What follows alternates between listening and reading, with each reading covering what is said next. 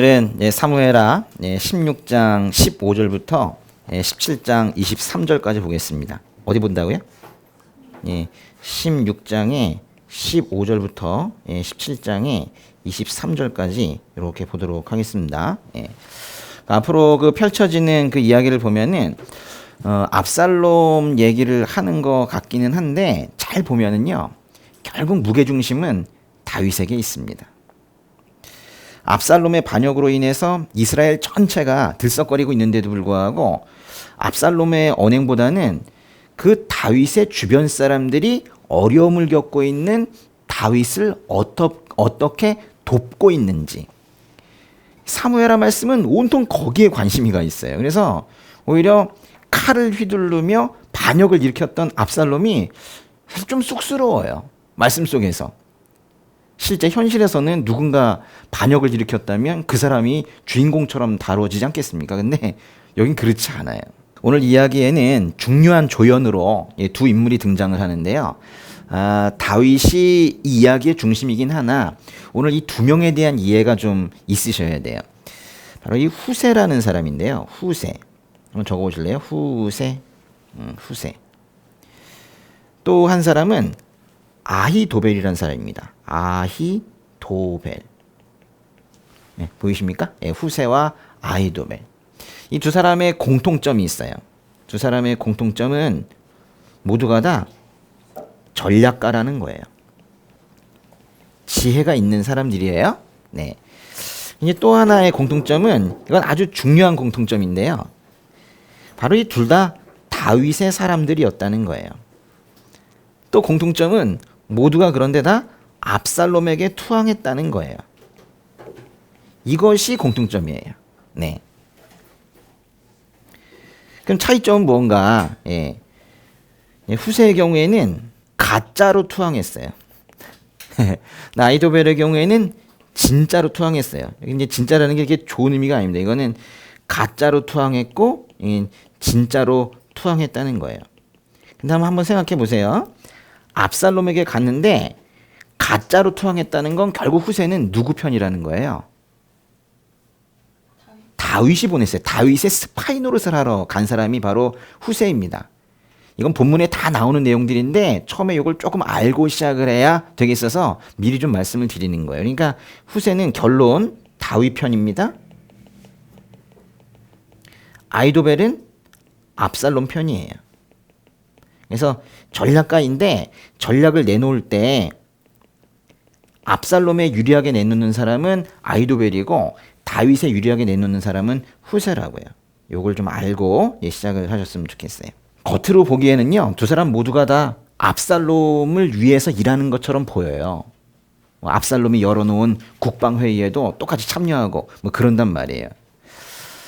그런데 사실 후세라는 사람은 다윗 편에서 일하거든요. 첩자예요. 스파이입니다. 그러니까 결국은요, 이건 뭔 뜻이냐면 이 후세라는 사람과 이 아히도벨이라는 사람이 결국 격돌을 하게 되는데요. 싸워요. 근데 겉으로 보기에는 후세와 아히도벨이라는 사람이 싸우는 것 같지만 결과적으로 보면은 그거는 다윗과 압살롬의 싸움인 거예요. 후세의 연장선상에서 다윗이 계속 떠오르셨으면 좋겠고 아히도벨이라는 연장선상에서 압살롬이 떠오르셨으면 좋겠어요. 요 정도의 이름은 좀 알고 시작을 해야 오늘 말씀이 불편하지 않을 것 같아요. 우선 16장에요. 사무엘하 16장에 15절 읽어보겠습니다. 한 절. 한편 압살롬과 이스라엘의 모든 군사들은 예루살렘에 입성했습니다. 아히도벨도 그와 함께 있었습니다. 이스라엘의 모든 군사들이라고 했지만 정말 다 모든 군사는 아니고요. 압살롬이 동원할 수 있는 군사들, 압살롬을 따르는 군사들을 말하고 있는 거죠. 그러니까 이스라엘 백성 중에서 압살롬을 따르는 자 중에서 군인들을 말하고 있는 거예요. 네, 근데 그들이 압살롬과 함께 예루살렘에 입성했대요. 군대를 이끌고 예루살렘에 입성을 했으면 예루살렘 성을 차지한 거죠. 그런데 함께 입성한 사람이 한 명 있대요. 이게 누구예요? 15절 끝에 보니까 아히도벨도 그와 함께 있었습니다. 다시 한번 봐요. 아히도벨은 누구 편이에요? 압살롬 편, 그러니까 진짜 압살롬을 위해서 일하는 그 사람이 같이 입성을 했네요. 다윗의 전략가, 지금은 압살롬 편에 서 있는 사람이에요. 그러니까 예전에는 다윗을 적극적으로 도왔던 사람인데 지금은 압살롬을 적극적으로 돕기 위한 투항을 한 사람이에요. 아히도벨의 전략이 압살롬을 돕게 되는 거를 다윗은 상당히 두려워했던 것 같아요. 왜냐하면 자기 밑에 있을 때 얼마나 일을 잘했는지 알고 있기 때문에 야, 아히도벨이 압살롬에게 가는 거는 그건 안 되는데 이렇게 생각한 것 같아요. 근데 그 다윗이 그 정도 두려워할 정도면은 이 아히도벨이라는 사람의 그 지혜와 전략이 뛰어나긴 했던 것 같아요. 그런데 이제 압살롬이 이름이 뭐라 그랬었죠? 압살롬이 뭐랑 뭐 합친 거라 그랬어요? 아부살롬. 아부는 이제 아버지고 샬롬은 평화인데 이름 하나는 좋아요. 그죠? 아버지의 평화인데 아버지의 평화를 깨뜨리는 역설적인 이름이라고 그랬어요. 근데 이 전략가라고 불리는 이 아히도벨 있죠. 사실 이 아히도벨의 이름도 사실 그래요. 이 아히도벨은요, 이게 아히토펠 원래 이렇게 그렇게 읽는데 이거는 이제 이런 걸 합친 거거든요. 아흐라고 발음하는 히브리어 단어가 있고 타펠이라는 단어가 합쳐진 거예요. 근데 이게 이제 발음이 좀 바뀌어서 아히토펠 원래 이렇게 읽는데요. 놀라지 마세요. 이 아흐라는 단어는 아주 좋은 단어인데 형제라는 단어예요. 형제. 이 타펠이 뭔지는 정말 놀랄 거예요. 타펠. 타펠은 뭔 뜻이냐면 어리석은 이런 뜻이에요. 웬일입니까? 그죠? 그러니까 이 아히도벨의 이름, 이 사람은 지혜가 뛰어나도 모자랄 판인데 이런 뜻인 거예요. 어리석음의 형제 이런 뜻이에요. 아히도벨의 이름 자체가 상당히 역설적입니다. 그래서인지 다윗이 그래서 그런 기도한 적이 있어요. 한번 보시는데 보세요. 사무엘 하에 15장에 31절 한번 읽어보세요. 사무엘하 15장 31절 읽어볼까요? 그때 누군가 다윗에게 아히도벨이 압살롬의 모반자들 가운데 껴있다는 소식을 전했습니다. 그러자 다윗이 기도했습니다. 여호와여, 아히도벨의 계획을 어리석게 하소서. 재밌네요, 기도죠? 아히도벨의 계획을 어리석게 해달래요. 어리석게 해달라고 다윗이 기도했네요. 물론 이 두 말씀의 이 어리석다라는 히브리어 단어는 다른 단어예요. 그렇지만 의미는 같습니다. 다윗의 기도처럼 아히도벨의 전략이 정말 어리석음의 형제처럼 되는지 그의 이름처럼 되는지 한번 두고 봐야겠습니다. 사무엘하 그 다음에 16장의 16절부터 19절까지 읽어볼게요. 그때 다윗의 친구인 아렉 사람 후세가 압살롬에게 가서 왕께 만세 하고 외쳤습니다. 압살롬이 후세에게 물었습니다. 이것이 어떻게 내 친구에게 충성하는 것이냐? 어째서 내 친구를 따라가지 않았느냐? 후세가 압살롬에게 말했습니다. 아닙니다. 여호와께서 택하시고 이 백성들과 모든 이스라엘 사람들이 선택한 분의 편에 서서 그분과 함께 있을 것입니다. 제가 누구를 섬겨야 하겠습니까? 제가 그의 아들을 섬겨야 하지 않겠습니까? 제가 왕의 아버지를 섬긴 것처럼 이제 왕을 섬길 것입니다. 압살롬이 예루살렘에 입성을 했을 때 예루살렘에 남아있는 사람들은 거의 대부분 압살롬 편이었어요. 다윗 편인 사람들은 남아있다간 죽겠죠. 그러니까 다윗을 따라 다 갔고 압살롬 편이 이제 성에 남아 있었던 거예요. 그러니까 압살롬이 성으로 들어온다고 하니까 혹여 압살롬한테 또 잘 보여서 한 자리라도 할 걸 기대하고 있는 사람들인지 그냥 또 압살롬이 좋아서인지 몰라도 환영 인파가 막 거리로 몰려 나온 거예요. 약간 촌스러운 느낌으로 한다면 그 깃발 들는 거 있잖아요. 와, 예? 예? 이렇게 깃발 들면서 휘파람 불면서 이렇게 이제 환영을 하고 있는 거예요. 근데 그 환영하는 그 인파 속에 후세가 있는 거예요. 후세가. 근데 후세라는 사람이 딱 압살롬이랑 눈이 마주치니까 왕께 만세! 왕께 만세! 그러는 거예요. 압살롬이 깜짝 놀랐죠. 왜냐면 압살롬은 후세가 다윗의 절친이라는 걸 알고 있었거든요.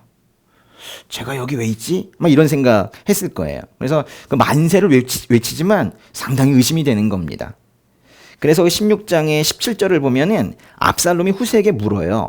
이것이 어떻게 내 친구에게 충성하는 것이냐? 어째서 내 친구를 따라가지 않았느냐? 왜 다윗 절친인데 다윗을 따라가지 않았느냐? 이렇게 물어요. 근데 거기 보시면 어떻게 내 친구에게 충성하는 것이냐? 그래도 압살롬이 친구에게 충성은 해야 되지 않냐? 또 이렇게 얘기는 하고 있어요. 그 충성이란 단어가 어려운 말로 이 충성이란 단어가 한번 적어드릴게요. 충성이란 단어의 히브리어 단어가 뭐냐면은 헤세드예요. 우리가 이 단어를 얼마나 많이 쓰고 있습니까? 그렇죠? 성경은 헤세드의 책인 것 같아요. 예. 이게 어떻게 네 친구에게 잘해주는 방법이냐? 이게 어떻게 헤세드를 베푸는 방법이냐? 뭐 이런 식으로 얘기하고 있어요. 자신은 지금 아버지한테 반역을 해놓고도 친구가 오니까 어떻게 친구가 친구 따라가야지 지금 이렇게 말을 하고 있는 거예요. 근데 이제 사실 후세는 바로 직전까지 다윗과 함께 있었어요. 그렇죠? 근데 이제 압살롬이 예루살렘 성에 입성하기 전에 빨리 뛰어가지고 먼저 환영 인파 속으로 들어가 있었던 거예요. 후세는 스파이로 지금 압살롬에게 와 있습니다. 그러니까 압살롬이 후세에게 뭐 길게 물었지만 한마디로 하면 너 스파이지? 이렇게 물은 거예요. 너 간첩 아니야? 이렇게 물은 거예요. 그랬더니 후세가 뭐라고 대답을 해요? 아닙니다. 예전에 왕의 아버지를 섬겼지만 이제는 왕을 섬길 것입니다. 떨지도 않아요. 후세는 아주 능청맞습니다. 연기력이 최고예요. 지금 적진에 들어가서 말하는 거잖아요. 아닙니다. 그렇게 말해요. 사무엘하 16장의 그 19절을 보시면은 이건 확실하게 그 압살롬을 섬기겠다라는 그런 표현을 지금 쓰고 있는데요. 제가 누구를 섬겨야 하겠습니까? 제가 그의 아들을 섬겨야 하지 않겠습니까? 제가 왕의 아버지를 섬긴 것처럼 이제 왕을 섬길 것입니다. 이래요. 그러니까 19절은 후세가 압살롬에게 충성하겠다라는 건데 뭐 문장으로는 아무런 문제가 없어 보이는데 사실은 거짓 고백하고 있는 거죠. 속임수입니다. 근데 좀 우스운 건요. 19절만 그래요. 19절만 그렇게 직접적으로 표현한 거지 그 앞에 발언들은 그게 압살롬에게 하는 말인지 아닌지 아주 모호한 화법을 쓰거든요. 16절 보세요. 16절에 왕께 만세 왕께 만세 그랬죠. 열왕기를 잘 읽어보신 분들은 아시는데 솔로몬한테 사람들이 가가지고 왕께 만세 이러지 않아요. 솔로몬 왕께 만세 그러지. 여기 왕께 만세 그러는데 이 왕이 도대체 누굽니까? 압살롬은 분명히 자기라고 이제 생각을 했겠지만은 후세는 속으로 다윗 왕께 만세, 다윗 왕께 만세 이렇게 외쳤을지도 몰라요. 분명히 그런 차원에서 이름을 뺀 거예요. 18절에서 여호와께서 택하시고 이 백성들과 모든 이스라엘 사람들이 선택한 분의 편에 서겠다고 다짐을 했는데 도대체 하나님께서 택하시고 모든 이스라엘 백성들이 선택한 그 분이 누구예요? 다윗일 것 같아요. 그러니까 후세의 마음도 그렇고 성경도 그렇지만 압살롬은 결코 하나님께서 또 백성들이 택한 그런 사람이 아닙니다. 그러니까 후세는 지금 계속 그 적진에서 참 이 사람 대단한 사람이네요. 다윗을 생각하며 그 앞에서는 거짓 고백을 하는 그 편에 서겠다고 뭐 이렇게 얘기하고 있어요. 그런데 이제 19절에 가서 거기서 이제 직접적으로 한번 말을 하는 거예요. 제가 왕의 아버지를 섬긴 것처럼 이제 왕을 섬길 것입니다라고 어쩔 수 없이 좀 전략상 이렇게 말했어요. 야, 근데 압살롬이 이게 거짓말이라는 걸 눈치채지 못하네. 그죠? 후세가 스파이라는 거를 알아채지 못합니다. 그래서 이제 압살롬이 이제 궁궐에서 군사 전략 회의를 이제 시작을 하는데요. 일단 회의 의장이었던 압살롬이 아히도벨에게 최고 전략가죠. 발언권을 줍니다. 20절에서 23절까지 읽어볼게요.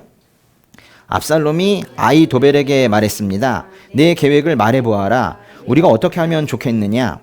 아히도벨이 대답했습니다. 왕의 아버지가 왕궁을 돌보라고 두고 가신 후궁들과 동참하십시오. 그러면 온 이스라엘은 왕이 스스로 아버지의 노여움을 샀음을 듣게 될 것이고 그러면 왕과 함께한 모든 사람들이 힘을 얻을 것입니다. 그러자 그들은 압살롬을 위해 지붕에 천막을 쳤고 그는 온 이스라엘이 보는 앞에서 아버지의 후궁들과 동침했습니다. 그 당시 사람들은 아이도벨이 주는 계획들을 마치 하나님께 여쭈어서 받은 말씀과 똑같이 여겼습니다. 아이도벨의 계획은 다윗에게도 압살롬에게도 모두 그렇게 여겨졌습니다. 23절 보니까 그 당시에 아이도벨의 전략은 실제로 사람들에 의해서 크게 인정받고 있었던 것 같아요. 아이도벨이 주는 계획들을 뭐처럼 여겼대요? 마치 하나님의 말씀처럼 여겼다고. 그러니까 그동안 그 아이도벨이라는 사람이 좀 활약이 대단하긴 했나 봐요. 그죠? 예. 압살롬이 아이도벨에게 어떻게 했으면 좋겠냐고 물었죠. 뭘 어떻게 하냐고 그러는 거예요. 다윗의 그 잔당들을 어떻게 소탕하게 했으면 좋겠느냐. 응? 뭐 그 얘기를 묻고 있는 거예요. 그랬더니 아이도벨이 이상한 제안을 하나 해요. 뭔가 군사적인 제안 이런 게 아닌 것 같아요. 다윗이 그 왕궁 돌보라고 하면서 왕궁에 10명의 후궁을 남겨놓고 갔거든요. 근데 압살롬에게 그 후궁들과 동침하라는 거예요. 그러면 두 가지 효과가 나타날 거래요.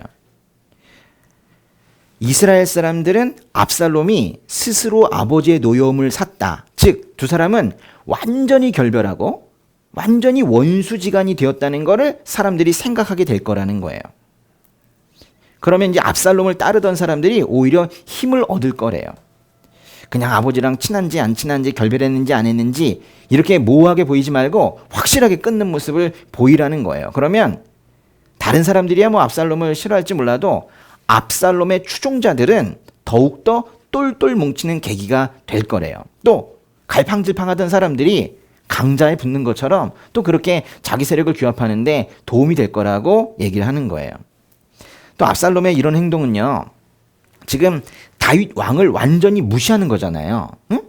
다윗의 아내들을 범하면 그건 다윗을 완전히 무시하는 것이고, 그건 다른 말로 하면 이게 이제 자신이 진짜 정식 왕이다. 이렇게 지금 그거를 공포하는 행위인 거예요.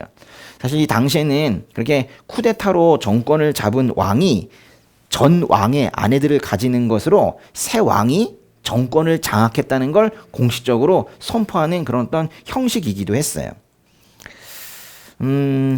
그래서 이 말을 들은 압살롬이 왕궁 지붕에 천막을 치고 마치 야외 침실처럼 만들었고, 거기에서 온 백성이 보는 앞에서 다윗의 후궁들을 범했습니다.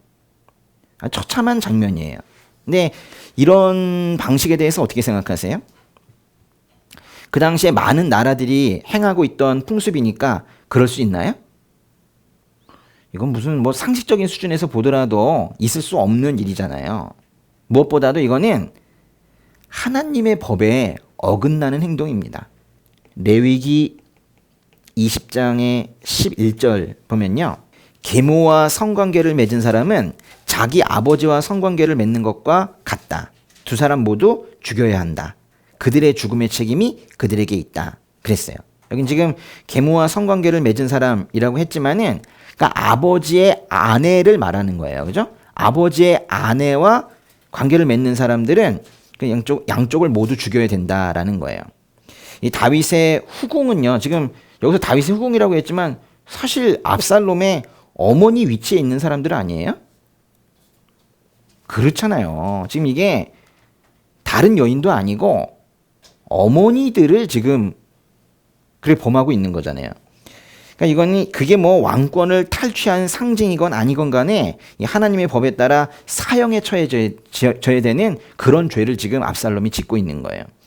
하나님의 법을 대놓고 어기는 이 압살롬이 무사하지 않을 것 같은데요. 조만간 법에 따라, 하나님의 법에 따라 뭔가 처형될 것 같은 그런 예감이 들지 않습니까? 압살롬은 이 자기의 권력으로 사실상 어머니의 위치에 있는 여인 10명을 범한 거예요. 자기의 권력으로. 그 여인들 10명은 아무 힘없이 그냥 당했을 거예요. 다윗이 밧세바를 자신의 힘을 이용해서 범했고, 다윗의 아들 암논이 이복 여동생 다말을 힘으로 범했고, 살인자이자 반역자인 압살롬도 역시 자신의 힘을 이용해서 10명의 여인을 범했어요. 그럼 이게 왜 이렇게 되는 거예요? 보세요. 다윗이 지은 죄가 그 아들들 2명에게도 계속 이어져 오고 있는데 점점 더 심해지고 있는 것 같아요. 그럼 이런 일은요, 이거 중요한 얘기인데, 다윗이 죄를 지었기 때문에 이런 일이 아들들에게도 생기는 건가요? 아버지 또는 할아버지가 죄를 지었기 때문에 그 동일 또는 유사한 죄들이 그 자손에게도 나타나냐고요. 소위 가문에 내려오는 저주, 그런 게 있는 거예요? 다윗이 밧세바를 범했기 때문에 이 모든 것들이 자동적으로 이어져서 자식들에게도 비슷한 현상이 나타났다고 말하기는 어려워요. 그런데 각 가정마다 죄의 문화가 있기는 해요. 유사한 죄의 문화, 동질적인 죄의 문화가 있어서 한 집안에서 비슷한 현상들이, 비슷한 죄들이 나타나는 경향이 있어요. 그렇지만 그것이 우리 흔히 얘기하는 가문의 저주, 이런 식으로 말하는 그런 건 아니에요. 그것이 끈처럼 연결되어 있는 그런 건 아닙니다. 모든 집안에서 이렇게 나타나진 않아요. 그러나 왜 다윗 집안은 이렇게 될까요? 오늘 우리가 그걸 알아야 돼요. 다윗 집안은 좀 심한 것 같아요. 이 나타나는 그 현상들이, 이건 정말 가문의 저주가 있는 것처럼 보일 정도예요. 가문의 저주 그 부분은 워낙에도 논란이 많고 어려운 얘기입니다, 사실. 그러나 확실한 것은 왜 다윗 집안에 이런 일들이 생기느냐? 그거는 하나님께서 헤세드를 부어주시면서 다윗을 정말 예뻐하셨기 때문이에요. 다른 이유보다도 다윗을 너무 예뻐하셨어요. 근데 그 너무 예뻐하고 귀하게 여기는 그 다윗이 죄를 저질렀을 때 하나님께서는 더 슬퍼하셨고 더 실망하셨고 더 분노하셨어요. 그래서 그 징계가 비교적 오랫동안 나타나고 있는 거예요. 그러나 당연하게 아버지의 죄 때문에 아들이 똑같은 죄를 짓고 그러는 건 아닙니다. 만약 그런 죄의 문화가 있으면 그건 정말 선포하면서 끊어야 돼요. 그러나 영적으로 묶여 있어서 어쩔 수 없이 죄를 짓는다, 그것도 어떻게 보면 합리화, 타협, 그런 빌미가 될 수 있어요. 그런 이야기들을 어디서 들으셨다면 좀 수정을 해주시길 바라고요. 만약 다윗이 하나님께 별 의미가 없는 그런 존재였다면은 하나님께서도 그렇게 화내지 않으셨을지 몰라요. 근데 하나님께서는 다윗을 사랑해도 너무 사랑하셨단 말이에요. 그러는 이제 하나님께서 특별히 사랑하시는 사람에게는 하나님께서도 기대하세요. 하나님께서 우리를 향해 기대하고 계시는 거 아세요? 아니, 기대가 없으셨으면 명령도 안 하셨고 기대가 없으셨으면 법도 안 주셨어요. 기대를 하세요. 근데 죄인들은 그 기대를 늘 저버리고 또다시 죄악으로 들어가고 그러죠. 그래서 하나님 마음을 아프게 하죠.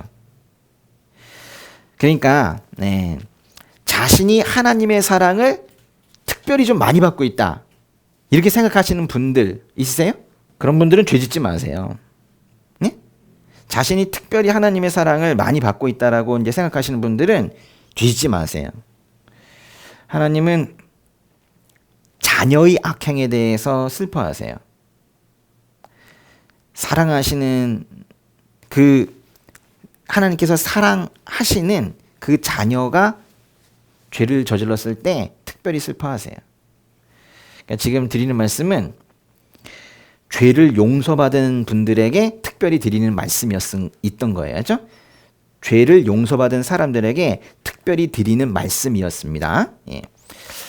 예수 그리스도께서 십자가에서 죽으셔서 우리의 죄값을 치르셨고 그로 인해 우리의 죄가 용서되었다면 그 다음부터는 하나님 마음 아프지 않게 하는 거에 우리가 노력을 다할 필요가 있어요. 어쩌면 어떤 사람이 진짜 구원을 받았는가 못 받았는가의 그 확실한 증거는 이거일 수 있어요. 그 사람이 하나님 마음을 아프게 하는 거를 심각한 반역으로 생각하는가, 아니면 하나님 마음을 아프게 하는 걸 별 대수롭지 않은 일로 여기는가. 이건 신학과 상관없이 이게 실질적인 구원 받았는지 안 받았는지 기준 될 수 있어요.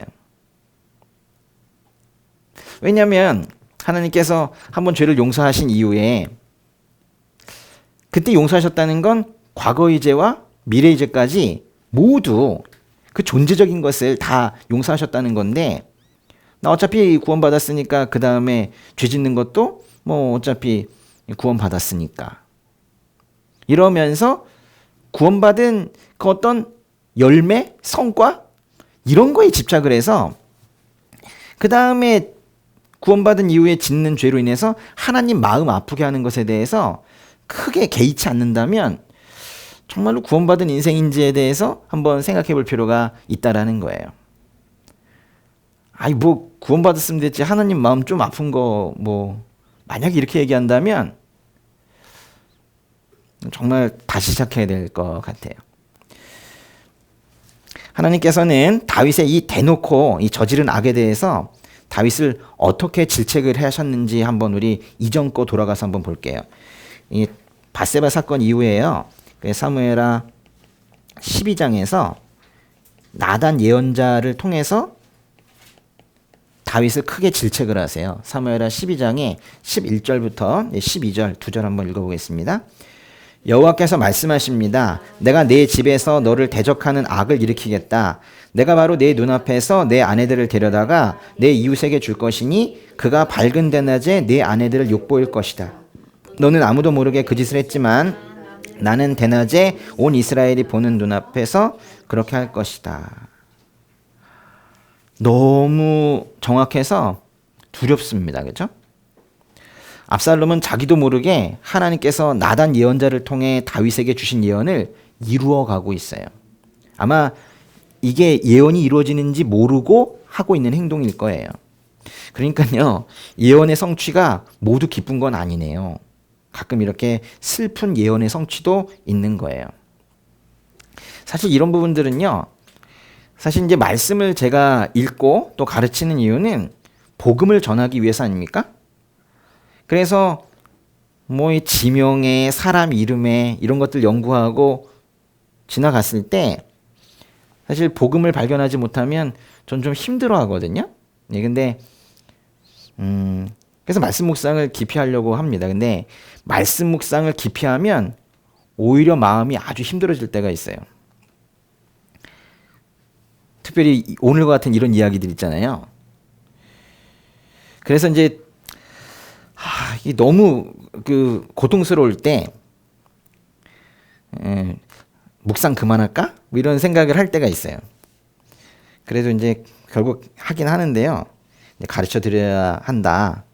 가르쳐 드려야 한다라는 그 마음 때문에 다시 마음을 정돈하고 묵상에 들어가곤 하는데 그 패턴이 지금 사무엘하 매번 설교 때마다 나타나고 있습니다. 사무엘하 17장으로 가겠습니다. 사무엘하 17장은 아히도벨이 압살롬에게 두 번째 전략을 제안하는 것으로 시작을 해요. 일단은 사무엘하 17장에 1절부터 4절까지만 먼저 좀 읽어볼게요. 아히도벨이 압살롬에게 말했습니다. 제가 1만 2천 명을 뽑아 오늘 밤 일어나 다윗을 쫓겠습니다. 그가 피곤해 지쳤을 때 공격해 다윗에게 겁을 주면 그와 함께 모든 군사들이 달아날 것입니다. 제가 다윗 왕만 쳐 죽이고 백성들은 모두 왕께 데려오겠습니다. 왕이 찾으시는 그 사람만 죽이면 백성들이 다 돌아올 것이고 백성들이 모두 평안할 것입니다. 압살롬과 이스라엘의 모든 장로들이 보기에 이 계획은 훌륭했습니다. 4절을 보면은 아히도벨이 세운 계획을 압살롬과 이스라엘의 모든 장로들이 훌륭하게 생각을 했다고 하는데요. 여러분 보시기에도 훌륭한가요? 네? 이 계획이 실제로 훌륭한지 안 한지 한번 볼게요. 일단 첫 번째, 아히도벨이 이렇게 말합니다. 제가 1만 2천 명을 뽑아 오늘 밤 일어나 다윗을 쫓겠습니다. 그랬죠. 일단 제가 그랬는데요. 제가. 지금 압살롬의 입장에서 말씀을 드릴게요. 압살롬이 잘 되는 입장에서 이 쿠데타를 성공하는 입장에서 이제 말을 할게요. 제가 이 부분은 압살롬의 입장에서 본다면 매우 현명한 판단이에요.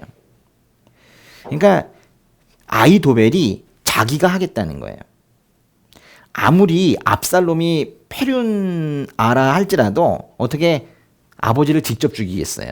그러니까 아히도벨이 자신이 가서 죽이겠다는 거예요. 만약에 압살롬이 아버지를 직접 죽였다면, 그리고 왕이 됐다면 아마 통치하기가 그래 쉽지 않았을 거예요. 백성들이 잘 따르지 않을 것 같아요. 그런데 아히도벨은 자신이 군대를 이끌고 나가겠대요. 이건 압살롬이 직접 거기에 참여하지 않아도 되고 혹 압살롬이 위험에 빠지지도 않으니까 이건 아주 현명한 판단이에요. 두 번째로 제가 1만 2천 명을 뽑아서 가겠대요. 1만 2천 명. 이 부분도 매우 현명한 계획이에요. 다윗 군대는 몇 명 정도 되게요? 그 가드에서부터 이제 따라온 600명의 군사들이 있고 여러 지역 출신 군인들과 다윗이 함께 움직이고 있는데 정확하게는 몰라요. 그렇지만 넉넉하게 잡아도 한 2,000명 정도 돼요. 엄청 차이 많이 나죠? 예. 그러니까 다윗을 죽이는 일이 실패하면 압살롬도 끝나요. 그렇기 때문에 아주 이 넉넉한 군사 차이로 단 한 번에 끝내자, 뭐 이런 의견이었던 겁니다. 아주 좋은 계획이죠. 예. 그 다음에 이제 오늘 밤이라고 그랬어요. 오늘 밤. 요것도 괜찮은 거예요. 그죠? 오늘 밤 일어나서 다윗을 쫓겠다 한 부분도 아주 현명한 계획입니다. 밤에 기습 공격을 하자, 그런 얘기예요. 성공할 가능성이 매우 높겠죠. 또 2절을 보면은 그가 피곤해 지쳤을 때 공격하자고 그래요. 남녀노소 섞여 있는 큰 무리를 이끌고 피난을 가고 있는 다윗은 얼마나 지쳤겠어요. 그냥 마음으로도 지쳤겠지. 뭐 그 아들이 자기를 공격하고 있다는데 어떤 부모가 그죠? 마음이 좋겠어요. 아히도벨은 다윗의 그런 상태를 잘 파악하고 있었던 거예요. 지금 다윗은 지쳐 있다. 회복되기 전에 지금 쳐야 한다라고 지금 말하고 있는 거예요. 그러니까 이제 다윗의 상황을 잘 알고 있기 때문에 이제 좋은 그런 계획이 나올 수 있었던 거예요. 또 아히도벨은 제가 다윗 왕만 쳐 죽이고 백성들은 모두 왕께 데려오겠습니다 라고 하는데 이것도 현명한 계획이에요. 지금 누구만 쳐 죽이겠대요? 그러니까 표적을 명확하게 하겠대요. 이 게임을 단순하게 끝내고 싶은 거예요. 표적을 명확히 해서 다윗 왕만 죽여서 신속하게 이렇게 일을 끝내자는 거예요. 그런 반면에 다윗 왕 말고 다른 사람들은 오히려 살려두자는 거예요. 불필요한 죽음을 만들지 말자. 괜히 사람을 학살하지 말자. 그래서 오히려 그 사람들을 포용하자는 거예요. 생각해보니까 군대와 군대가 싸워가지고 많은 많은 죽음이 이루어지는 것보다 지금 압살롬 입장에서 얘기하는 거죠. 압살롬 편에서 본다면 이것이 훨씬 더 현명한 계획일 거예요. 보세요. 아주 짧은 제안인데도 매우 합리적이죠.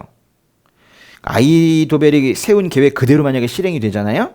다윗은 그 계획대로 죽었을 거예요. 하나님께서는 이제 다윗을 참 예뻐하세요. 아주 끔찍이 예뻐하세요. 이걸 다 보고 이 상황을 다 보고 계시는데 가만히 있으실 리가 없습니다. 그래서 아히도벨의 계획에 따라 일단 시행이 되어가지고 이 1만 2천 명을 끌고 다윗에게로 가요. 응? 아히도벨이 가요. 그때 이제 다윗 군대에 큰 능력을 부으셔서 그들을 막아내는 이런 방식을 쓰지 않으세요. 하나님께서는 요 1만 2천 명이 2천 명 요 가게 되면 쉽지 않겠구나라는 거 하나님께서도 알고 계세요. 물론 뭐 나중에 2천 명으로도 1만 2천 명 이기하실 수 있겠지만 뭔가 여기서 피해가 많이 생길 거라고 생각하시나 봐요. 그래서 아예 이 계획이 실행도 되지 못하게 만드세요. 하나님께서는 이 싸움이 일어났을 때 한쪽을 도우시기도 하지만 아예 그걸 원천봉쇄 하시는 방식으로 사랑하는 사람들을 도우시기도 하신다고요. 아예 처음부터 그 계획이 실행되지 못하게 막아주십니다. 그래서 그때 이제 한 사람이 투입이 된 거예요. 그게 바로 다윗의 첩자 후세인 거예요.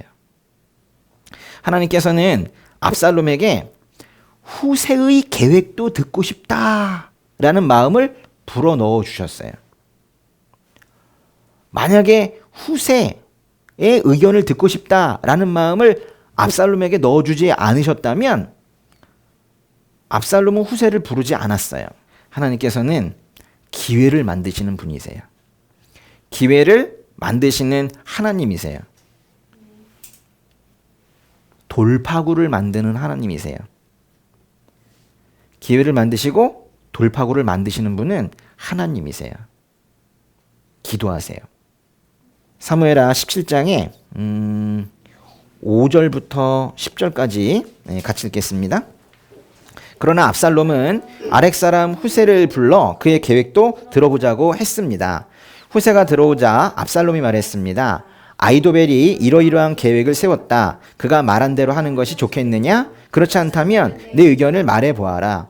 후세가 압살롬에게 대답했습니다. 지금으로서는 아히도벨의 계획이 그리 좋은 것 같지 않습니다.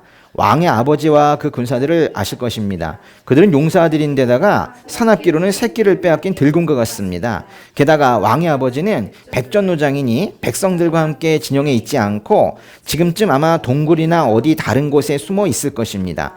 만약 우리 군사들 가운데 누가 먼저 쓰러지기라도 하면 그 소식을 듣는 사람이 압살롬을 따르는 사람들이 졌다라고 말할 것입니다. 그러면 아무리 사자 같은 심장이라도 두려움으로 간담이 서늘해질 것입니다. 왕의 아버지가 용사며 그와 함께 있는 사람들은 용맹스럽다는 것을 온 이스라엘이 알고 있기 때문입니다. 후세는 다윗 편 후세는 아히도벨의 계획이 좋지 않다고 말해요.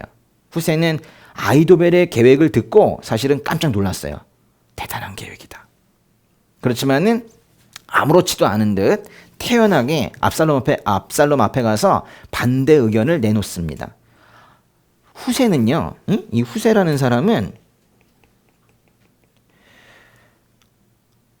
다윗 편이긴 한데 솔직하게 말해야 돼. 이 후세는 스파이 기질을 가지고 태어난 것 같아요. 그런 것 같아요. 후세가 아히도벨의 전략을 비난하는 요지는 이런 거예요. 아히도벨이 다윗의 군대를 과소평가하고 있다는 거예요. 거기에 이렇게 가서 탁 치면 지는 그런 군대 아니라는 거예요. 다윗의 군사들은 용사들인데다가 산악기로는 새끼를 빼앗긴 들군과 같은데 지금 급하게 그들을 치려고 했다가는 오히려 크게 당할 거라고 말해요. 또 다윗은 이 사람은 얼마나 싸움을 많이 한 사람인데 병법에 능한 백전노장인데 지금 적이 쳐들어올 걸 알면서 그 백성들 사이에 같이 무리지어 있겠느냐, 눈에 보이게 어딘가 숨었다는 거예요. 다윗은 분명히 어디 절대로 찾지 못할 곳에 숨어 있다는 거예요. 그래서 지금 쫓아가도 다윗만 죽이는 건 어렵다는 거예요. 또 그렇게 다윗은 찾지도 못해놓고 괜히 거기 있는 부하들끼리만 싸우다가 압살롬의 군사들 중 몇 명이 죽었다는 소식이 만약에 들리게 되면 압살롬을 따르는 사람들이 졌다 이렇게 소문이 나서 오히려 다윗과 그 군사들의 용맹함 때문에 벌벌 떨게 될 것이라고 그렇게 말을 해요. 듣고 보니까 후세의 말도 일리가 있네요. 그렇죠? 팽팽합니다. 하나님께서 다윗에게 하필 후세를 돕는 자로 보낸 이유가 있었어요. 그럴 만한 역량이 되는 사람이에요. 예. 거짓말도 술술하고, 그죠? 예. 참 이 거짓말을 술술하는 걸 이걸 은사라고 해야 할지 저도 좀 당혹스럽기는 지금 하지만은 이 적진에 들어가서 적의 계략을 한 번에 뒤엎으려면 이 정도는 돼야 하지 않겠나 하는 이런 생각도 들기도 합니다. 그런데요, 그 재밌는 것은 다윗 왕을 내쫓고 새 왕이 되려는 반역자 앞에서 후세는 단순히 전략만을 내놓은 게 아닙니다. 예. 8절에 보니까 이제 후세는 다윗의 군사들을 용사들이래요. 용사들. 다윗을 백전노장이라고 불러요. 전략에 뛰어난 그런 사람이란 뜻이에요. 또 10절을 보면 다시 다윗을 용사라고 하고 그 추종자들을 용맹스럽다고 그래요. 다윗을 찬양하고 있어요. 칭찬하고 있어요. 사무엘서는 이렇게 다윗을 향해 특별한 충성을 다하는 그런 사람들을 등장시켜서 심지어 도망자 신세가 된 다윗도 완전한 패배자로 보이게 하진 않습니다. 지금 후세가 뭘 하고 있는 거예요? 적진에 들어가서 다윗을 찬양하고 있다니까요.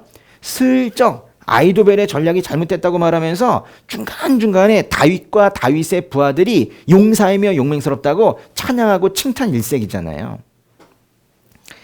여러분 이때 기억나세요? 이때 박함기 이때 그런 충신들을 옆에 붙여놔서 이 다윗이라는 사람 지금 광야로 쫓겨가는 지금 도망자 생활을 하는데 이 도망자 다윗에게도 패배자 이런 딱지를 붙일 수 없게 만들어요. 이건 뭐 사실 아들의 반역 때문에 쫓겨난 사람인데 패배자 아닙니까? 그런데 이런 후세 이때 이런 사람들이 옆에 등장을 하면서 야, 이 다윗을 함부로 대하면 안 되겠다. 다윗을 완전한 패배자로 낙인 찍는 거는 하면 안 되겠다. 이런 생각을 사람들이 하게 만든단 말이에요. 우리한테도 그렇게 하지 않으십니까? 예? 우리가 자기 자리 잃을 때가 있어요. 일자리나 뭐 위치 뭐 이런 것들을 잃을 때가 있는데 그리고 나서 여기저기 이제 떠드는 것만 같은 뭔가 내 자리 없어가지고 붕 떠 있는 것만 같은 그런 상황이 되었을 때 사람들의 눈에 그저 이제 패배자로 보이고 심지어 자신의 눈에도 소망이 없어 보일 때에도 하나님께서 그 인생 포기하지 않으세요. 그런데 이제 하나님은 포기 안 하시는데 이제 우리가 우리를 포기하게 될까봐 그러니까 우리의 연약함을 아시잖아요. 그래서 우리가 완전히 무너지면 골치 아프니까요. 우리가 완전히 무너지지 않도록 중간중간에 여러 개의 지지대를 세워 놓으세요. 여러 개의 지지대를 세워 놓으세요. 사람이 있잖아요. 응? 사람이 있는데 이 사람이 쓰러지지 못하게 여러 개의 지지대를 이렇게 세워 놓으신다고요. 이렇게. 가끔 진통제도 넣어주시고. 휘청거려도 완전히 넘어지지는 않게 하세요.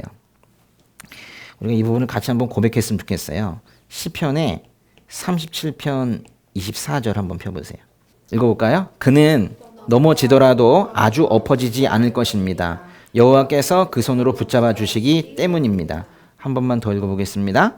그는 넘어지더라도 아주 엎어지지 않을 것입니다. 여호와께서 그 손으로 붙잡아 주시기 때문입니다. 하나님의 자녀들에게 이 말씀, 시편 37편 24절의 말씀은 우리가 결코 쉽게 포기해서는 안 되는 이유의 말씀이에요. 우리가 함부로 포기해서는 안 되는 이유. 이 말씀에 이 말씀 자체가 이유라고 해요. 저는 공교롭게도 제 생에서 가장 힘들었던 해가 신학대학원 들어갔던 해예요. 입학하던 해. 입학할 때부터 너무 힘들었었어요, 사실. 마치 누군가가 저를 신학교 못 가게 뒤쪽에서 끄집어 당기고 있는 것 같았어요. 마치 어떤 산에 올라갈 때 뒤에서 저를 막 잡아 당기는 것 같은, 그래서 굴러 떨어지게 만드는 것 같은 그런 느낌이었었어요. 아니야, 저의 뭐 근본이 흔들리는 것 같다. 뭐 제가 이런 생각이 들 때였었어요. 제가 감히 상상조차 하지 못했던 그런 고통이 여러 형태로 밀려오곤 했었어요. 그래서 하루하루를 이제 살아갈 힘이 점점 고갈이 되어가는 그런 느낌이었어요. 아, 이게 더 채워지지 않고 조금 더 가면은 이제 끝이 나겠다. 뭐 이런 안 좋은 생각도 하고는 그랬어요. 근데 너무 어이없잖아요? 신학교 들어가서. 포기하고 싶다라는 이제 생각이 사실은 들었었어요. 예. 그때쯤에 아마 저를 이제 혼자 놔뒀으면은 전 또 뭐 엉뚱하게 행동했을지도 모르는데 하나님께서 당신이 같이 신학 공부하던 그 동료 전도사들을 보내셔가지고 함께 손잡고 기도하게 하셨어요. 비유적인 표현이 아니라 실제로 손잡고 기도하게 하셨어요. 갑자기 저한테 와가지고 어떤 분들 기도하러 갑시다. 그럼 이제 학교 식당, 불이 다 꺼진 그 학교 식당 가가지고 거기서 통성으로 기도하고, 기도하러 갑시다. 그러면 어느 빈 강의실에서 전도사님들 몇 명이 같이 저를 가운데 놓고 같이 기도하고 뭐 그랬어요. 제가 힘들다고 말하지도 않았거든요. 또 제가 이제 배가 고프면은 이제 먹을 걸 공급해 주셨어요. 제가 목이 마르면 마실 것도 주셨어요. 당연한 거 아닌가 싶지만 제가 챙겨 먹지 않았었어요. 사실 밥맛이 없었고 또 바쁘긴 또 왜 이렇게 바쁜지 아주 그런데도 꼼꼼히 챙겨서 한 끼도 거르지 않게 그렇게 먹여주셨어요. 근데 이제 그래서 감사하긴 한데 내면의 고통이 심하니까 기분이 잘 살아나질 않더라고요. 그 단계가 있더라고요. 이제 잘 웃음이 안 나오는 그런 단계. 누가 뭘 얘기해도 별로 웃기지가 않아요. 그래서 하나님께서 제가 웃는 걸 좀 보고 싶으셨나 봐요. 그래서 하나님께서 특단의 대책을 하나 세우셨어요. 저를 좀 웃게 만들어 주시려고 그래서 저를 TV에 예능 프로그램에 저를 출연을 시키신 거예요. 저는 생각지도 못했던 건데요. 옛날에 그 손범수 아나운서랑 그 지상렬 씨랑 뭐 조영기 씨 뭐 나오는 그런 프로그램이 있었어요. 혹시 아세요? 황금알이라고? 예, 그런 프로그램이 있었어요. 아주 유명했던 프로그램인데 거기 그 패널들이랑 같이 가서 뭐 하는데 저는 몇 마디 못했어요. 거기 가서도 내면의 고통을 생각하고 막 그랬는데 몇 마디 안 했는데 딴 사람들 어떻게 이렇게 말을 잘해요? 제가 말하려고 하면 이게 툭 치고 들어가가지고 말하고 그러는데 나중에 나온 거 보니까 그분들은 아예 통편집이 돼가지고 하나도 안 나오고 몇 마디 안 한 저만 잔뜩 나오는 거예요. 거의 뭐 저를 위한 편집이 되어가지고 그렇게 방영이 되었어요. 그때 조금 웃었어요, 제가. 그게 뭐 재밌어서라기보다도 하나님께서 그렇게 해서라도 저에게 이벤트를 만들어 주시려고 그러셨었어요. 하나님께서 다윗만 그렇게 안타깝게 여기고 사랑하시는 게 아니라 저도 그렇게 안타깝게 여기고 사랑하고 계시더라고요. 그래서 주변을 다 사용하셔서 한 사람을 결국 살려내시는 그 하나님을 지금 오늘 이 설교 들으시는 분들이 모두 경험하게 되기를 축복합니다. 후세 이야기를 계속해 보겠습니다. 후세는 아이도벨의 계획을 비난한 이후에 이제 자신의 계획을 내놓습니다.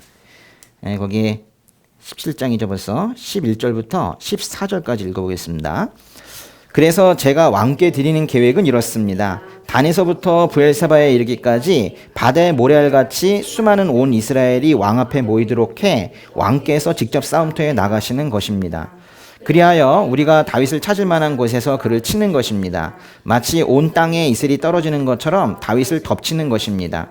그러면 다윗이나 그의 사람들 가운데 살아남는 사람이 한 사람도 없을 것입니다. 만약 그가 어떤 성에 들어가 있다면 온 이스라엘이 그 성에 밧줄을 가지고 들어가게 하십시오. 그러면 우리가 그 성을 강으로 잡아당겨 돌조각 하나도 남기지 않고 쓰러뜨릴 것입니다. 압살롬과 모든 이스라엘 사람들이 말했습니다. 아렉 사람 후세의 계획이 아이도벨의 것보다 낫습니다. 이렇게 된 것은 여호와께서 압살롬에게 재앙을 주시려고 아이도벨의 좋은 계획을 좌절시켰기 때문이었습니다. 후세가 내놓은 전략은 아이도벨의 전략과는 완전히 반대되는 것 같아요. 근데 거기 조금 어려운 편이 있는데 우선 단에서부터 브엘세바에 이르기까지라고 돼 있죠. 단은 저 갈릴리 호수보다도 더 위쪽에 있어요. 우리 브엘세바는 사해보다도 더 아래에 있어요. 그러니까 단에서부터 브엘세바에 이르기까지라는 말은 성경에 참 여러 번 나오는데 이거는 이스라엘 전체란 뜻이에요. 그러니까 이스라엘 전체에서 군사들을 모으재요. 그러면은 우리 그 아이도벨이 말한 1만 2천 명 수준이 아니라 수십만 명이 될지 모르고 수백만 명이 될지도 몰라요. 그럼 이제 더 큰 군대면 좋은데 아니 어느 정도여야지 그걸 모으려면 얼마나 시간이 오래 걸리겠어요. 다윗은 도망가겠네. 그렇죠? 네. 그리고 압살롬이 직접 싸움터에 나가라고 말해요. 그리고 다윗과 추종자들을 다 죽이자고 그래요. 너무 다르잖아요. 그죠? 아이도벨은 압살롬 나가지 말라고 하고 다윗만 죽이자고 그랬잖아요. 보세요. 아이도벨은 이래요. 빨리 하자. 압살롬은 직접 나가지 않아도 된다. 다윗만 죽이자. 그랬죠? 근데 거꾸로 후세는 천천히 하자. 시간을 좀 두고 큰 군대를 더 만들자.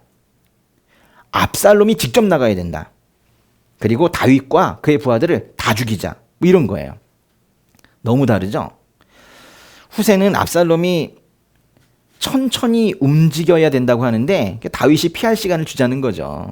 그렇게 말은 안 했지만 또 압살롬이 직접 나가야 한다고 주장하는데 이거는 아마도 이제 전쟁 중에 압살롬을 위험에 빠뜨리려고 하는 것 같아요. 또 다윗과 추종자들을 모두 죽이자고 하는데 이 부분은요 아마도 압살롬의 마음을 읽은 것 같아요. 아이도벨이 자기가 나가겠다고 했을 때 압살롬이 그래 뭐 날 보호하려고 하나? 부하가 직접 나간다고 하네. 그럴 수 있지만 압살롬이 그 정도 생각이면 반역을 일으켰겠습니까? 압살롬이 이 안에는 분노의 감정이 있어요. 근데 후세가 지금 그걸 읽은 거예요. 그래서 모두 죽이자라고 했더니 그게 압살롬의 귀에는 더 좋게 들리는 거예요. 압살롬 입장에서 보면 아이도벨의 계획은 이제 아이도벨이 직접 나가는 거지만 후세의 계획은 압살롬이 그렇게 오랫동안 모은 거대 군단을 이끌고 직접 나가는 것이기 때문에 훨씬 더 마음이 끌리는 거예요. 압살롬은 보호받기를 바라는 게 아니라 지금 칼을 휘두르면서 분노의 감정을 표출하고 싶은 사람인데 후세가 지금 그걸 본 거예요. 왕이시니까 왕으로서 직접 나가셔야 되죠. 뭐 이런 식으로도 지금 말하고 있는 거예요. 그러니까 이제 압살롬의 입장에서는 후세의 의견이 훨씬 더 좋게 들렸던 거예요. 그래서 결국 14절을 보면은 압살롬이 이 후세의 계획이 아이도벨의 계획보다 낫다 이렇게 결론을 내려요. 그런데 사실 좋은 전략은 아이도벨 겁니다. 성경도 그렇게 말하고 있어요. 그러니까 지금 압살롬이 잘못 판단하고 있는 거예요. 뭔가 압살롬이 흔들리고 있네요. 특별히 제일 끌린 건 내가 나가서 다 죽이는 이런 무서운 어떤 자기의 분노의 감정을 건드린 그 부분 때문에 흔들리고 있는 거예요. 그런데요, 지금 압살롬이 이제 두 선택 중에서 그죠? 아이도벨의 전략과 후세의 전략 중에서 뭘 선택했다고요? 후세의 전략을 선택했잖아요. 아이도벨께 더 좋은데 더 좋은 걸 내려놓고 나쁜 걸 선택했잖아요. 근데 왜 이런 일이 생기는가 압살롬에게? 그 이유가 뭔가? 그 이유를 밝히는데 그 이유가 너무 충격적인 거예요. 14절 끝에.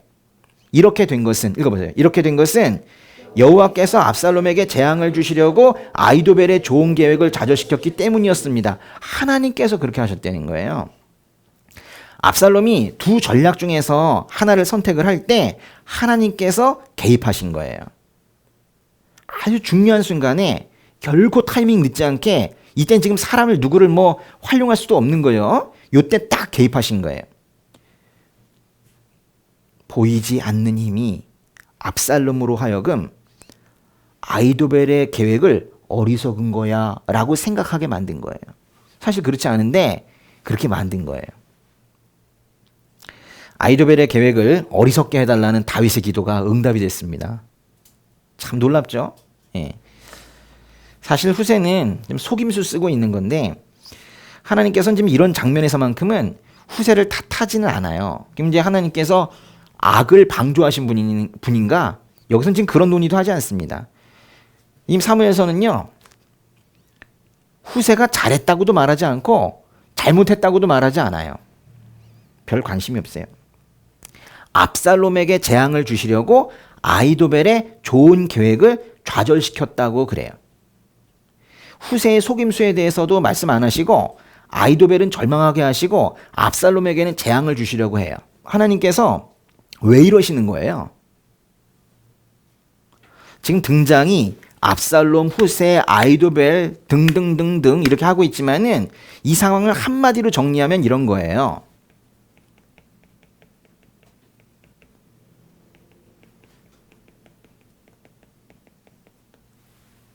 이거예요.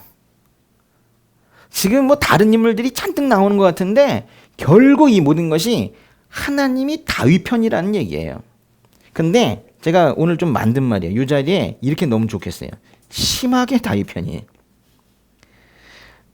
하나님은 아주 심하게 다윗 편입니다. 심하게 다윗 편.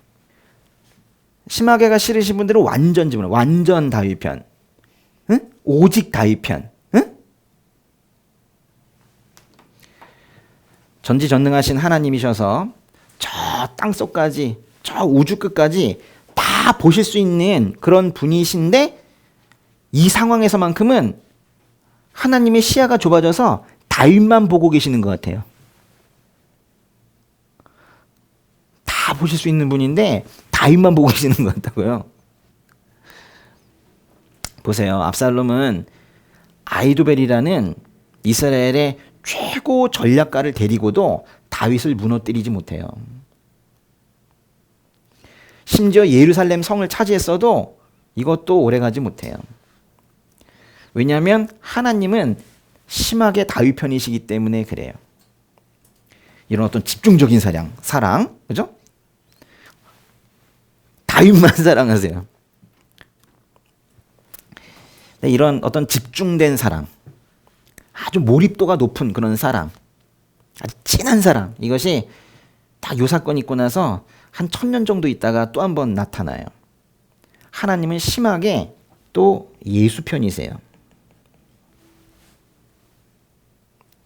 아주 심하세요. 완전 예수 편, 오직 예수 편 그러세요. 그걸 증거하는 책이 요한복음이에요.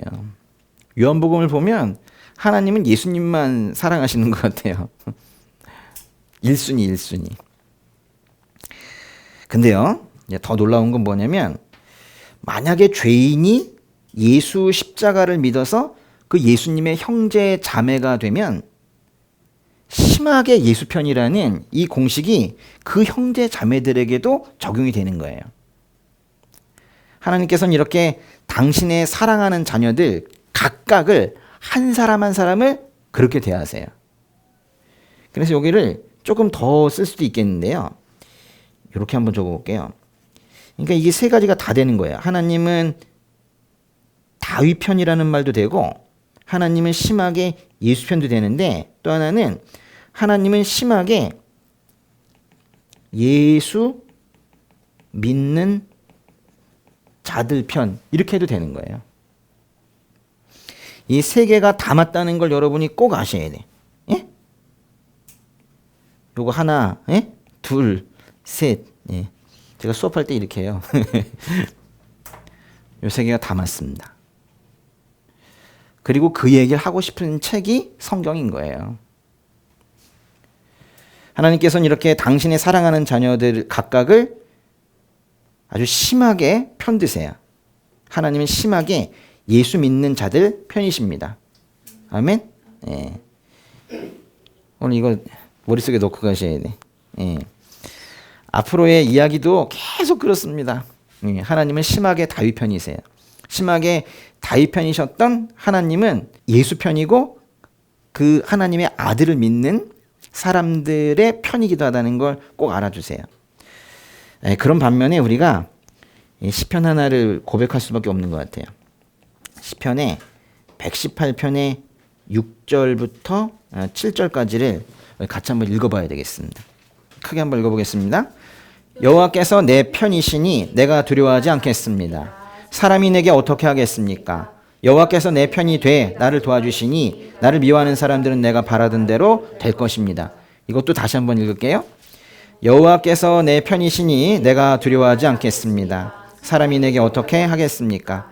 여호와께서 내 편이 돼 나를 도와주시니 나를 미워하는 사람들은 내가 바라던 대로 될 것입니다. 두려워하지 마세요. 응? 요동치는 사람의 마음을 꽉 잡아서 한쪽으로 기울게 하시고 결국 하나님의 자녀가 살아갈 수 있도록 길을 여시는 하나님이세요. 압살롬의 마음을 꽉 잡아서 한쪽으로 틀으셨다고요. 응? 한쪽으로 방향을 바꾸셨다고요. 근데 그 압살롬의 마음을 바꾸고 하는 그 자체가 중요한 게 아니라 결국 그것이 다윗을 심하게 사랑하셔서 그렇게 하신 거라고요. 17장에 계속 읽어보겠습니다. 15절부터 17절까지 읽어볼게요. 그때 후세가 두 제사장 사독과 아비아달에게 말했습니다. 아히도벨이 압살롬과 이스라엘 장로들에게 이러저러한 계획을 내세우고 나도 이러저러한 계획을 내세웠습니다. 그러니 당장 다윗에게 소식을 보내 오늘 밤 광야 나루터에 계시지 말고 한시 바삐 강을 건너십시오. 그렇지 않으면 왕과 그와 함께한 모든 사람이 죽을 것입니다. 라고 말하십시오. 요나단과 아히마아스는 들킬까봐 성으로 들어가지 않고 에느로겔에 머물러 있었습니다. 그래서 한 여종이 그들에게 가서 소식을 전해주면 그들이 다윗 왕께 가서 알리곤 했습니다. 후세가 제안한 계획이 채택이 되면서 다윗이 시간을 벌게 됐어요. 근데요, 후세는 이제 잘 됐다 이러지 않고 그 예루살렘에 와 있었던 다윗 편인 제사장들이 있는데요. 사독과 아비아달에게 그 현재 상황을 알렸다는 거예요. 지금 아히도벨이 치러 가자고 공격하자라는 아이디어를 내놨다. 뭐 이런 얘기를 한 거예요. 그게 채택이 안 됐는데도 왜 얘기를 할까요? 그러면서 이제 후세는 오늘 밤 광야 나루토에 있지 말고 한시바삐 강을 건너라 이렇게 재촉을 해요. 지금 다행스럽게도 압살롬이 후세의 계획을 받아들였지만 압살롬의 마음이 언제 바뀔지 알아요? 전쟁 중의 전략은 지휘관의 상황 판단에 따라 순식간에 바뀌기도 하는 거예요. 그러니까 아니다. 후세에 따르지 말고 아히도벨 전략으로 가자. 이러면 그때부터 바로 진격하는 거잖아요. 그러니까 후세도 아히도벨의 전략대로 다윗을 공격하면 다윗이 죽음에서 벗어나기 어렵다는 걸 알고 있는 거예요. 후세가 바삐 움직입니다. 여태까지 후세의 모습이 아니에요. 압살롬 앞에서 그 적진에 가서도 아주 태연하게 말했던 후세의 모습이 지금 나타나지 않아요. 그러니까 이제 후세는 압살롬 앞에서 사실은 속으로는 엄청 떨고 있었지만은 정신 똑바로 차리고 티를 안 낸 거예요. 후세는 지금 그 예루살렘의 상황을 누구한테 알려줬어요? 다윗에게 바로 간 건 아니고 사독과 아비아달에게 알렸죠. 그렇죠? 예, 사독과 아비아달에게 알렸어요. 한번 써볼까요? 예. 후세가 누구한테 알려줬다고요? 사독과 아비아달 제사장에게 알려줬어요. 근데 이제 사독과 아비아달은 이걸 이 사람들은 예루살렘에 있으니까 바로 전해준 게 아니라 한 여종을 통해서 그들의 아들들에게 전해줬어요. 왜냐면 그들의 아들들이 괜히 예루살렘에 들어와 있다가는 걸릴 수 있으니까요. 그래서 이제 사독과 아비아달의 아들들이 누구냐면은 요나단과 아히마아스예요. 이 두 사람이 예루살렘 근처에 있다가 그 여종으로부터 전가를 받으면 이제 다윗에게 알려주는 이 구조네요. 복잡하네요, 그죠? 예. 그래서 결국 후세 사독 아비아달 여종 요나단 아히마아스 다윗에 이어지는 첩보 시스템, 네? 이게 마련이 된 거예요. 예. 근데 이 요나단과 아히마아스는 지금 어디에 숨어 있었대요? 거기 에느로겔이라고 있죠. 에느로겔. 그 에느로겔이라는 데는 이제 에느로겔 뭐 이렇게도 하고 엔로겔이라고도 하는데요. 엔로겔. 이게 어디냐면요. 이 예루살렘이 이렇게 있잖아요. 예루살렘이 있으면은 보이십니까? 예루살렘이 있으면은 여기 이제 큰 골짜기가 하나가 있어요. 기드론 골짜기. 그리고 여기도 이제 뭐 흰눈 골짜기라고 큰 골짜기가 있는데 이제 만나는 지점이 있습니다. 거기서 이제 조금 더 내려가면 요쯤이에요. 그러니까 예루살렘 근처 한 200~300m 될 겁니다. 예루살렘 근처에 여기에 그 사독과 아비아달 제사장의 아들들이 연락병으로서 여기 이제 숨어 있었던 거예요. 근데 문제가 터졌네요. 그 요나단과 아히마아스가 압살롬 쪽 사람에게 걸린 거예요. 18절부터 22절까지 읽어보겠습니다.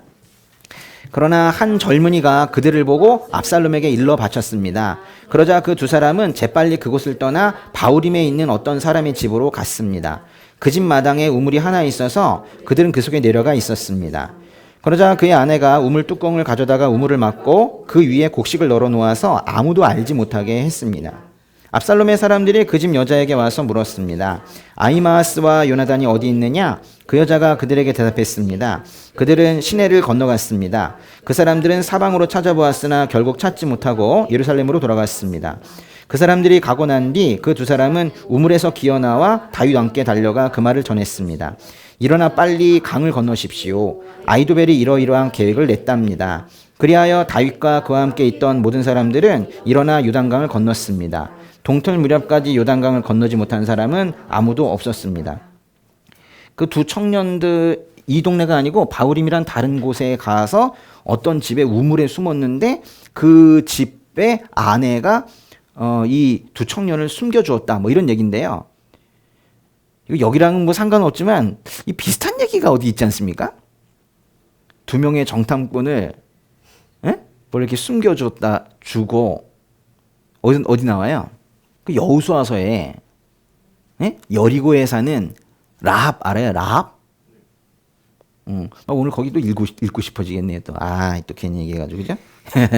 그래요.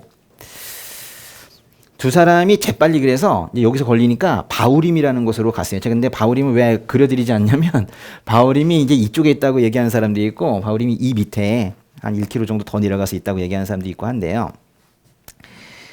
바울임은 이미 한번 나왔던 동네이긴 해요. 그게 그 사울 집안에 시므이라는 사람이 있었거든요. 시므이 기억나십니까? 시므이? 예, 뭐 하는 사람이에요?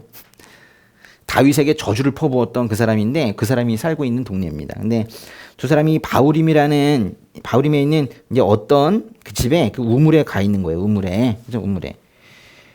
압살롬의 사람들이 그 집을 찾아왔지만 그 집의 주인 그 아내의 도움으로 두 사람이 위기에서 벗어나서 다윗에게까지 가가지고 전가를 전했습니다. 이 요나단과 아히마아스가 다윗에게 가서 전한 얘기가 뭐예요? 일어나 빨리 강을 건너십시오. 그랬죠. 지금 우리가 하고 있는 이야기들이 요단강의 지금 서쪽에서 일어나고 있는 일이거든요. 여기 이제 저 위에 갈릴리가 있고 이 아래 사해가 있으면 지금 다 이쪽에서 일어나고 있는 일들인데 다윗이 이 근처쯤에 와 있었나 봐요. 그러면서 빨리 도망가세요라고 했더니 이 강을 건너갔다. 뭐 지금 이런 얘기예요. 후세로부터 다윗에게까지 이 메시지가 단계가 여러 단계였었는데 제사장과 여종과 그들의 아들과 다윗까지 가는 이런 단계가 잘 연결이 되어서 전달이 되었고 다윗이 아주 무사하게 요단강을 건넜습니다. 동틀 무렵까지 건너지 못한 사람이 아무도 없었다는 건 밤새 요단강을 건넜다는 거네요. 지금 상황이 위중하니까 건넌 거예요. 그런데 그래도 그게 전달이 잘 됐으니까 이렇게 건널 수 있었겠죠. 그 다윗을 살려내려는데 얼마나 많은 사람들이 동원되고 있는지 한번 보세요. 야, 근데 또 이 사람들이 얼마나 신속하게 움직이고 얼마나 담대하게 움직이는지 보세요. 우리가 후세라면 거기 가겠습니까? 쉽지 않은 얘기죠. 대단합니다. 이런 훌륭한 첩보 시스템이 이렇게 만들어진 거는 그들이 다윗을 너무 좋아해서 다윗에 대한 충성심이 너무 커서 만은 아닐 것 같아요. 그게 없지는 않을 거예요. 근데 그것만은 아닐 거예요.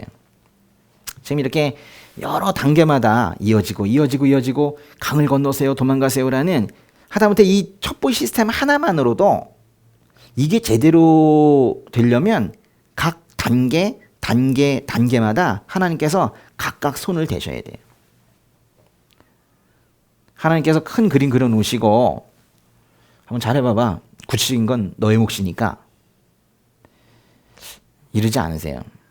최소한 제가 경험한 하나님은 그렇지 않았습니다. 근데 이 말씀을 보더라도 그렇지 않잖아요. 하나님께서는 각 단계마다 손을 대시는 분이세요. 한번 적어보세요. 뭐라고요? 예. 각 단계마다 손을 대시는 분.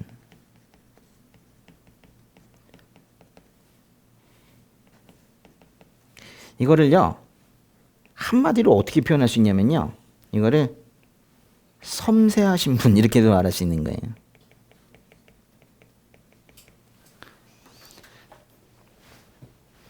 우리 하나님은 그런 분이세요. 참 섬세하세요. 아니, 압살롬이 아히도벨의 계획을 채택했다면 어쩔 뻔했어요. 우물 안에 숨었던 요나단과 아히마아스가 잡혔다면 어쩔 뻔했어요. 그냥 무사하게 무탈하게 일이 넘어갔으니까 넘어갔다고 말하는 거 아닌 거예요. 이게 다 각 단계마다 하나님께 손을 대고 계셨던 거죠. 그렇죠? 예. 오늘 본문의 마지막 절 읽겠습니다. 17장의 23절. 아이도벨은 자신의 계획이 채택되지 못한 것을 보고는 나귀의 안장을 얹고 일어나 고향의 자기 집으로 돌아갔습니다. 그리고 그는 집을 정리한 뒤 목매달아 죽어 그 아버지의 무덤에 묻혔습니다. 이 마지막 문장이 뭐 이래요? 무섭네. 예. 아이도벨은 자신의 그 치밀한 계획은 오히려 버려지고 후세의 계획이 채택되는 것을 보고는 고향으로 돌아가서 목을 매서 자살을 했대요. 왜 그랬을까요? 죽기까지 해야 되는 일인가 이게? 전략가로서 자신이 내놓은 전략이 무시당한 것에 대해서 뭐 수치심을 느꼈을 수도 있어요. 자신은 나름대로 압살롬을 위한다고 이제 그렇게 내놓은 전략인데 압살롬이 판단하는 걸 보니까 오히려 후세가 내놓은 안 좋은 전략을 채택하는 걸 본 거예요. 그러니까 이 아이도벨은 아주 뛰어난 전략가이기 때문에 자기 전략을 채택하지 않았을 때 내가 졌다 뭐 이런 느낌이 아니라 압살롬이 판단을 잘못하는 사람이구나 라고 이제 생각을 하게 된 거예요. 결국 압살롬은 곧 망하겠구나. 이번 쿠데타는 실패구나.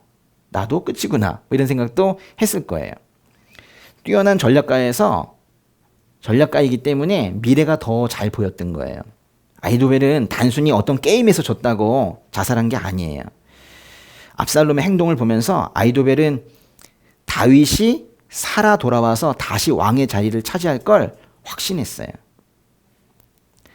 그런 반면에 자신을 보니까 다시 돌아올 다윗인데 그 다윗을 버리고 압살롬이 좀 잘 될 것 같으니까 그 편에 서서 세상적인 성공을 추구했던 자신이 너무 못나 보이는 거예요. 그렇다고 이제 다윗에게 돌아갈 수도 없는 그런 상황이었어요. 그래서 자살을 했어요. 그래도 자살을 하면 안 되지. 자살하면 안 되잖아요. 생명은 내게 아닌데 하나님 건데 함부로 하면 안 되죠. 그런데요, 이 겨우 한 절이지만은 사무엘하 지금 17장 23절을 읽으면서 저만 그러진 않을 것 같은데 왜 자꾸 이 사람이 떠오르죠? 그렇지 않습니까? 아이도벨이 다윗을 배신했죠? 가룟 유다는 다윗의 후손을 배신했습니다. 다윗의 후손으로 오신 예수님을 배신했어요. 그런데 아이도벨은 결국 나중에 압살롬 쪽에서 무시를 당해요. 가룟 유다는 오히려 대제사장들과 장로들에게 무시를 당해요. 그러면서 악한 것에 속았다는 사실과 주인에게는 다시 돌아갈 수 없다는 생각 때문에 그 절망감 속에서 둘 다 자살하고 말아요. 맞습니까? 한번 가서 보고 올게요. 예. 마태복음의 27장의 3절부터 5절까지 볼게요. 한번 읽어보겠습니다. 예수를 배반한 유다는 예수께서 유죄 판결을 받으신 것을 보고 뉘우쳐 은돈 30을 대제사장들과 장로들에게 돌려주며 말했습니다. 내가 죄 없는 사람의 피를 팔아넘기는 죄를 지었소. 그러나 그들이 대답했습니다. 그게 우리와 무슨 상관이요? 당신 일이니 당신이 알아서 하시오. 그러자 유다는 그 돈을 성소에 내던지고 뛰쳐나가 목을 매달아 자살했습니다. 아이도벨의 생의 마지막 이야기는 사실 자세히 기록해 놓지는 않았지만은 아마 아이도벨도 마음속으로 이러지 않았을까 싶어요. 내가 죄 없는 사람의 피를 팔아넘기는 죄를 지었소. 아이도벨도 그랬을 것 같아요. 아이도벨의 이야기도 가룟 유다의 이야기도 참 안타까운 얘기입니다. 뭐가 안타까워요? 특별히 이 사람들이 주인에게 다시는 돌아갈 수 없다고 생각했기 때문에 이런 비극이 생긴 거예요. 다윗에게 다시 돌아갈 수 없다. 예수에게 다시 돌아갈 수 없다. 그래서 자살한 거잖아요. 근데 돌아갈 수 있거든요. 주님께서는 어떤 죄를 저질렀다 하더라도 회개하고 돌아오는 자를 받아주시는 분이라는 사실을 두 사람은 몰랐던 거예요. 제가 오늘 설교 초반에 그 후세와 아이도벨의 싸움은 이게 다윗과 압살롬의 싸움이다 이제 그렇게 말씀을 드렸는데 그거는 후세와 아히도벨의 삶이 다윗과 압살롬의 삶을 미리 보여준다는 뜻이기도 해요. 아히도벨의 최후가 어때요? 그러니까 목매달아 죽었다고 했는데 뭔가 압살롬도 그렇게 매달려 죽을 것만 같은 예감이 듭니다. 뭐 이미 읽어보신 분들 아시겠지만 실제로 18장에 가면 그렇게 압살롬이 나무에 매달려 죽죠.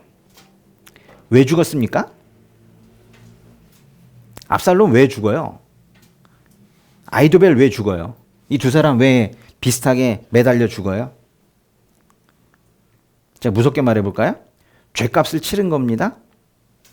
특별히 왕을 배신한 죗값을 치른 거예요. 왕을 배신했어요.